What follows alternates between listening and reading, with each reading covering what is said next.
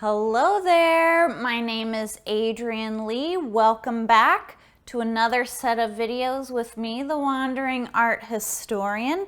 We're starting a new web series titled A Closer Look at Famous Paintings, and today's video will be dedicated to the School of Athens. Yes, indeed. Who painted the School of Athens? Raphael, one of our Ninja Turtles, of course, but also Italian Renaissance painter, you know, same guy. He lived 1483 to 1520.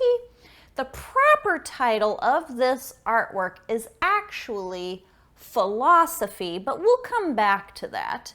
It was painted around 1509 to 1511, and it was one of the artworks for the papal apartments of Pope Julius II. Let's take a closer look at this famous painting.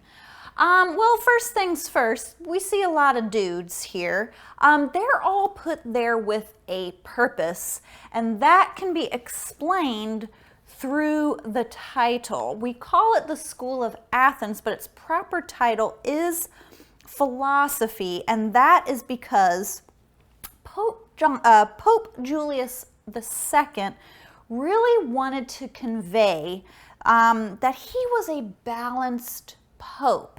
So he commissioned 4 pieces of artwork to help illustrate this concept for his papal apartments. So that was Raphael's task. And how did they go about doing it? They painted 4 artworks: theology, law, poetry, and philosophy. And those themes were expressed in each one of those artworks. And what was very cool was the arrangement of these paintings. Basically, theology and philosophy would face each other, and law and poetry would face each other as a physical implication that Pope Julius II was himself a balanced pope. How awesome is that? Let's take a look at this particular painting, the School of Athens, Philosophy, probably the most well-known of these 4 paintings. First things first, you're going to notice classical Italian architecture. Notice our eye is receding into the background here, courtesy of these beautiful arches. You notice that there's a sense of symmetry and balance to this particular painting. I want to point out something very interesting to help emphasize this idea of balance, not just in the 4 artworks, but in this particular artwork itself. Do you notice that Raphael has painted sculptures into this classical Italian Renaissance architecture? Here we have one on the left, and here we have one on the right. Who are these figures? They're actually mythological gods. On the left, we have Apollo, who was the god of the arts. He was also the god of light, healing, the sun, music, poetry, prophecy, and truth. And we see him here holding one of his symbols, the lyre.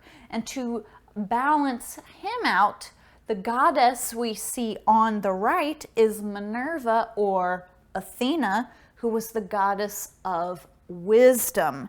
She is a warrior goddess, also the goddess of civilized life, culture, maidenhood, and justice. And that's why we see her with her symbols, her armor, and the shield with the head of Medusa on it. Interesting that a pope, a Catholic pope, would include images to mythological gods and goddesses. Pretty cool, pretty cool.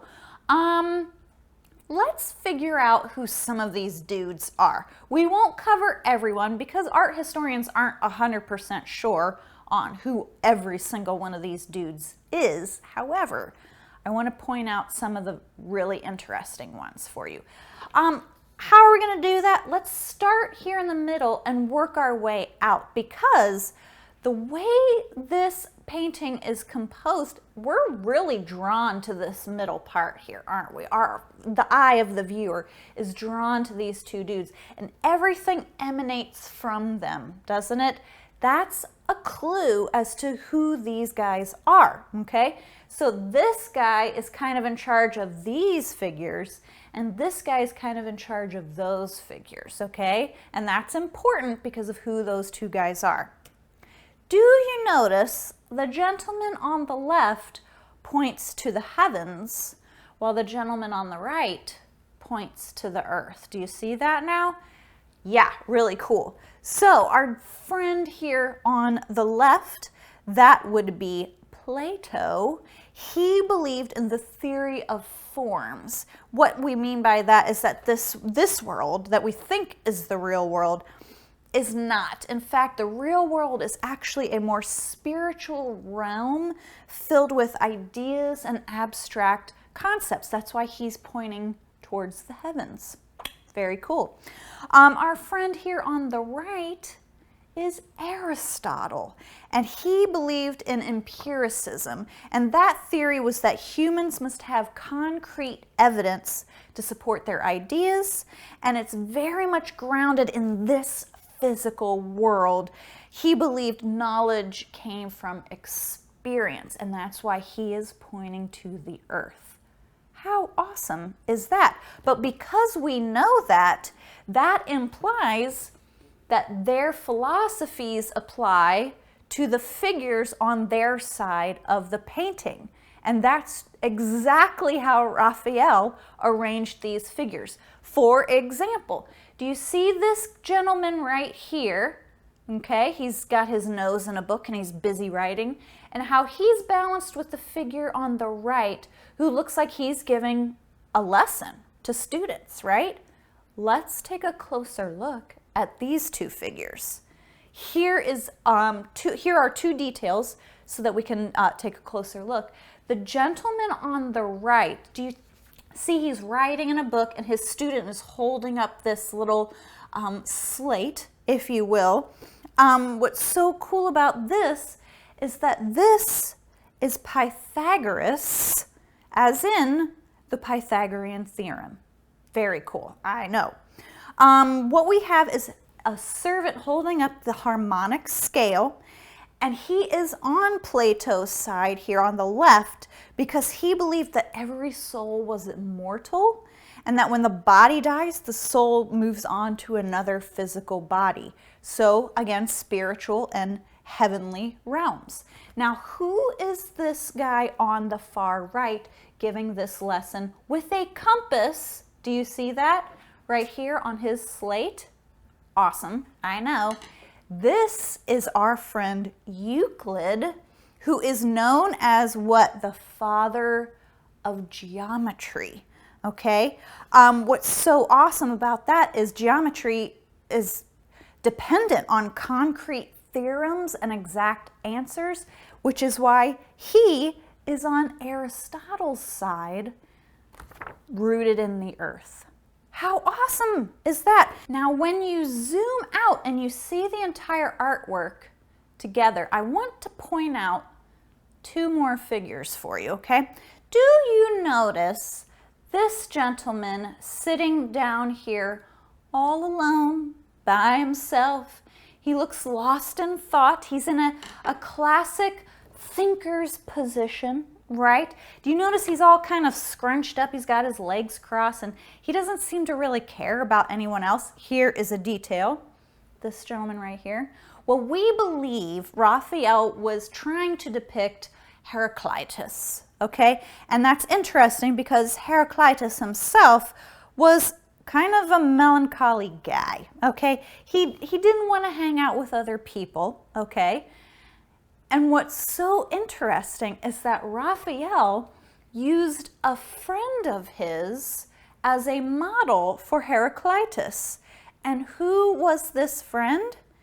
Michelangelo. Yes, we believe that this is Michelangelo in the guise of Heraclitus, which would make sense because Michelangelo was kind of a melancholy, brooding kind of guy, and he would be working on the Sistine Chapel at this time anyway.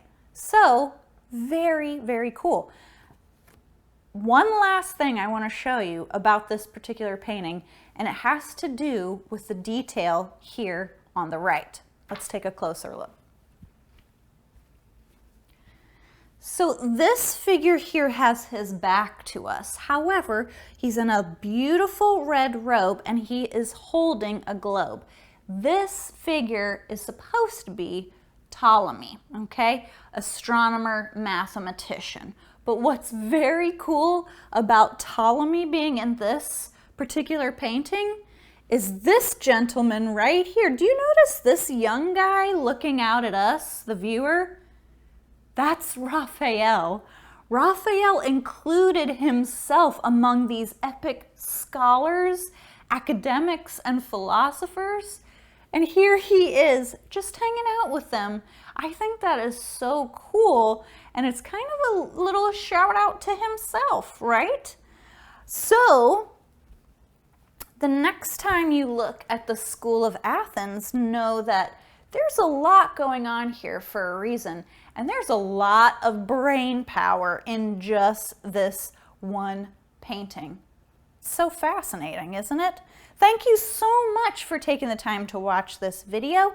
If you have $1 or $2 to tip your art historian via my virtual tip jar, that would be awesome. If not, please like, please share these videos, and please subscribe to my YouTube channel. Thank you so much. I'm Adrienne Lee. You know me as the Wandering Art Historian. I'll see you next time.